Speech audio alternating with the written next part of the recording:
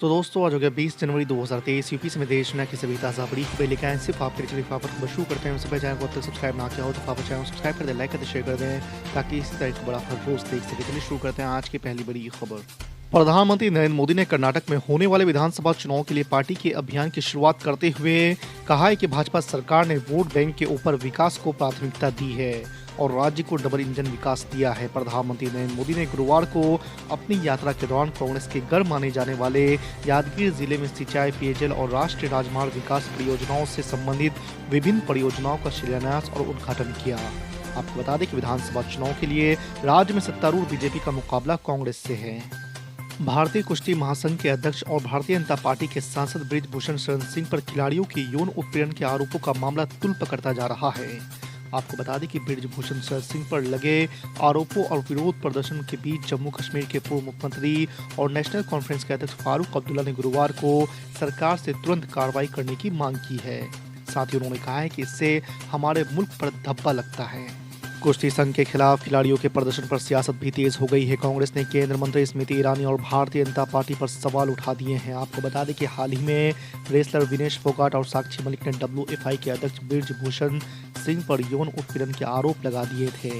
बुधवार को खिलाड़ियों ने राजधानी स्थित जंतर मंतर पर विरोध प्रदर्शन भी किया था। फ्लाइट में महिला यात्री पर पेशाब करने वाले आरोपी शंकर मिश्रा पर एयर इंडिया ने बैन लगा दिया है। एयर इंडिया ने शंकर मिश्रा पर 4 महीनों के लिए बैन लगाया है। शंकर मिश्रा अब 4 महीनों तक एयर इंडिया की फ्लाइट में सफर नहीं कर पाएगा।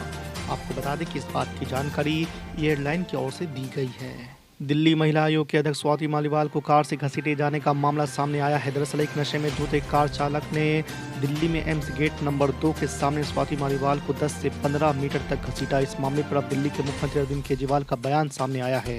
उन्होंने इस घटना के लिए दिल्ली LGBT सेक्शनों को नसीहत दी है। उन्होंने लिखा है कि दिल्ली में कानून व्यवस्था का क्या हाल हो गया है। गुंडों के हौसले इतने बढ़ गए हैं कि महिला आयोग के अध्यक्ष भी सुरक्षित नहीं है।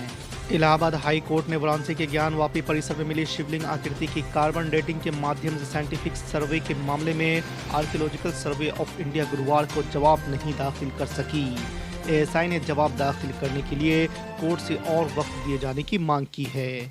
कोर्ट ने ASI को जवाब के लिए 8 सप्ताह का समय दिया है।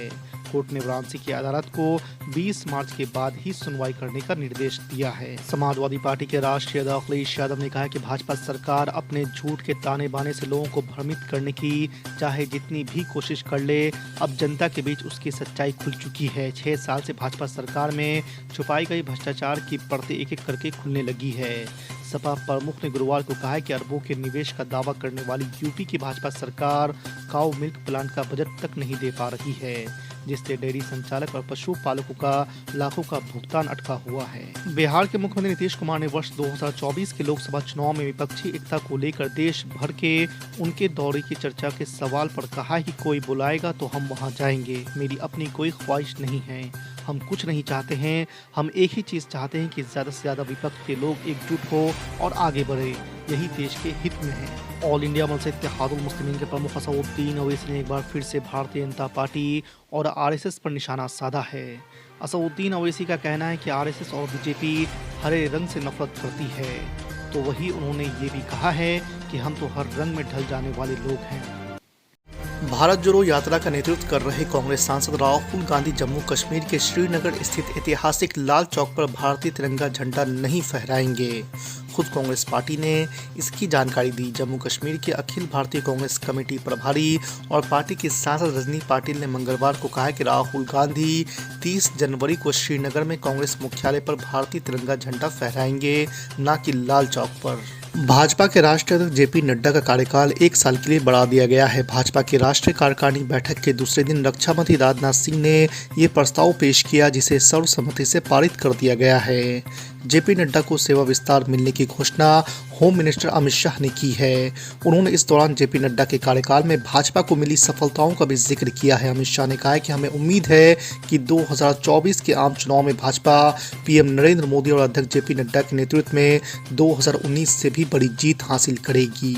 दक्षिण में चौथे मोर्चे का बिगुल बजाने की तैयारी तेज हो गई है। तेलंगाना में भारत राष्ट्र समिति बुधवार को एक जनसभा का आयोजन कर रही है। इस जनसभा में अलग अलग राज्यों के मुख्यमंत्री शामिल होंगे। आपको बता दें कि इनमें दिल्ली के मुख्यमंत्री अरविंद केजरीवाल, पंजाब के मुख्यमंत्री भगवत मान, केरल के मुख्यमंत्री पिनराई विजयन, समाजवादी पार्टी के नेता अखिलेश यादव और भारतीय कम्युनिस्ट पार्टी के डी राजा शामिल होंगे। उत्तर प्रदेश को नए भारत का ग्रोथ इंजन बनाने के कवायद में जुटे मुख्यमंत्री योगी आदित्यनाथ ने मंगलवार को कोलकाता में व्यापारियों को निवेश के लिए आमंत्रित किया है।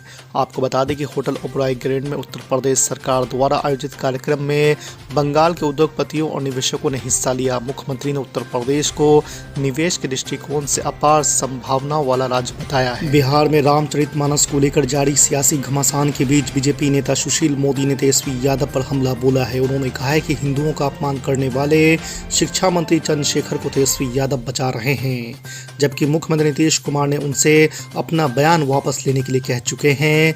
इससे महागठबंधन में दरार और बढ़ गई है। दिल्ली के मुख्यमंत्री अरविंद केजरीवाल मंगलवार को विधानसभा में एक बार फिर से एलजीबीटी सक्सेना पर जमकर बरसे हैं। शिक्षकों को फिनलैंड जाने से रोकने का आरोप लगाते हुए अरविंद केजरीवाल ने कहा है कि एलजी साहब की मानसिकता है कि उनके बच्चों को तो अच्छी शिक्षा मिले मगर गरीबों के बच्चों को नहीं।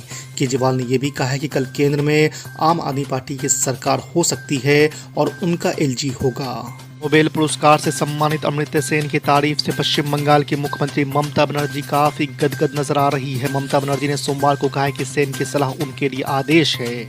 आपको बता दें कि सेन ने कुछ दिन पहले ही कहा था कि तृणमूल कांग्रेस के प्रमुख ममता बनर्जी में देश का अगला प्रधानमंत्री बनने की क्षमता है।